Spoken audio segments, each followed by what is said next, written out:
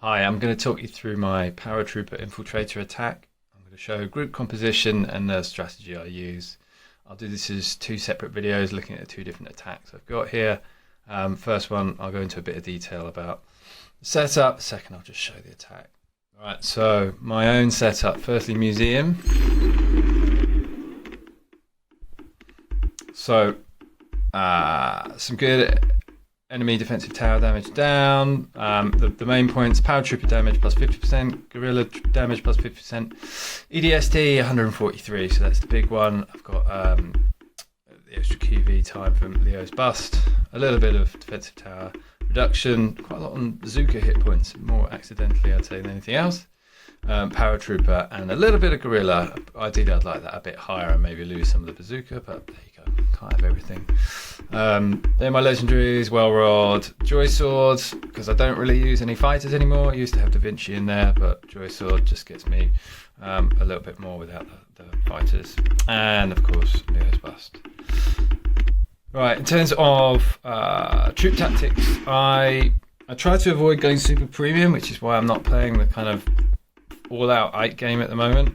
So I'll run with, for kind of full-on, really tough wars, I'll run with one Eisenhower, one Recon TT, which you can get for a decent price on the VIP store. I've got one today, only 200 crowns versus sort of 400 for an Eisenhower. And then I usually have, if it is a tough one, I'll go with a Char 2C or anything I can drop in my heavy group that's going to give me suppression.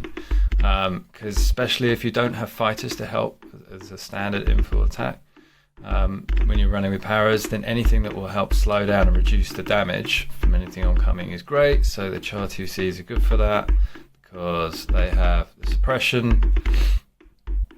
And the other one is the Stallions as well. So I could use these. They're great also because they can suppress. So, and then finally I'm dropping MMGs in this one as the other one because they're boosted at the moment in this war.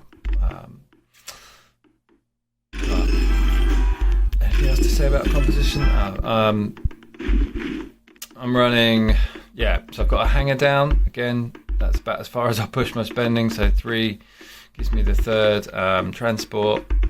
I need 1 heavy tank, which I use as my main bait.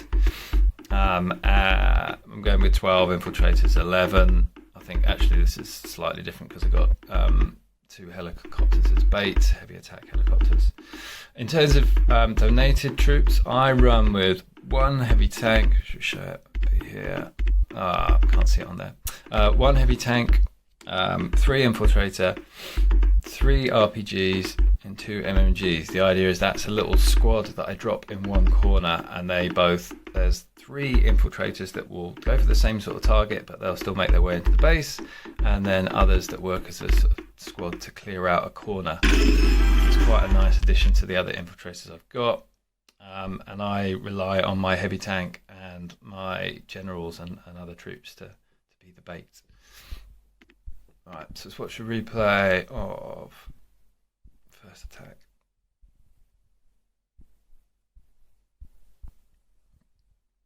Let's have a quick look if I can find him. What I'm up against. So the worst things when you're attacking as an infiltrator: Koreans with Tubman. Everyone's got Tubman now at endgame. Full library, so having the machine gunners spawn from machine gun towers. Everyone's got that nowadays. High defender spawn time, also a killer. So looking at this one here, we've got decent defensive towers, some invading general stuff, decent defender spawn time. I'm still got 40 on him. Decent tower hit points. A little bit against guerrilla hit points, nothing too worrying. So it's a pretty strong museum.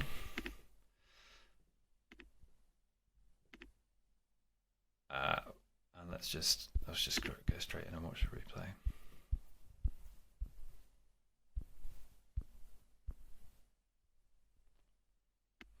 So my strategy is to get the quick victory first. So I'm going to take out the town centre usually first. So I need a scan somewhere. Then I'm going to drop in, because we've also got the tech bonus at the moment.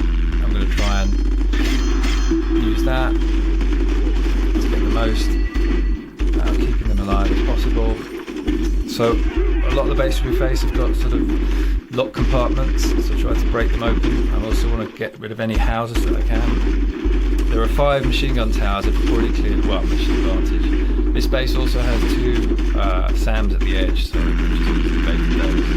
Next up to get the QB, going to clear out the city.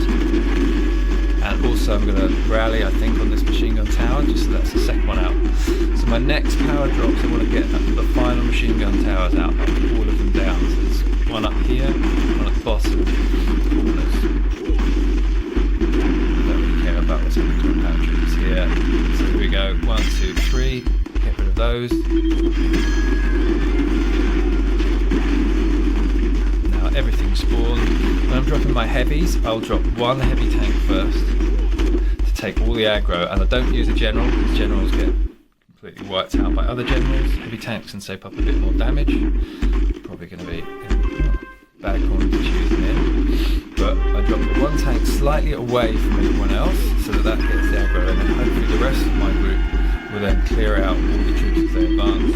Drop protect, drop strength of gladiator, drop that initial heavy tank is gone, but everything else is just been wiped out. Now it's the infiltrator drop all around.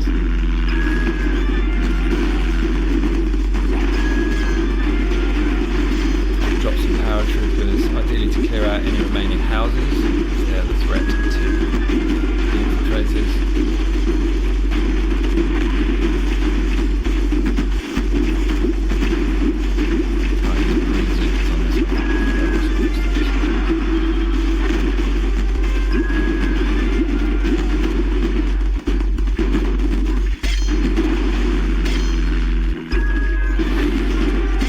Another trick I like to use is, as my 4th troop tactic, I'll drop impees or anything that has decent damage against defenders, because they're great at clearing out factories. Well, last of this, but if you just drop 1 impee TT or similar against the factory, they will wipe out that heavy tank that spawns, whereas it can do a lot of damage otherwise.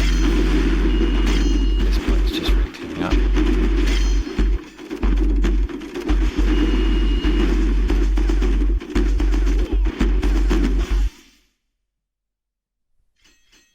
So as you can see, got my 2 helicopters there, a recon TT, 1 Charge C and 1 Eisenhower, and then the Marine 2.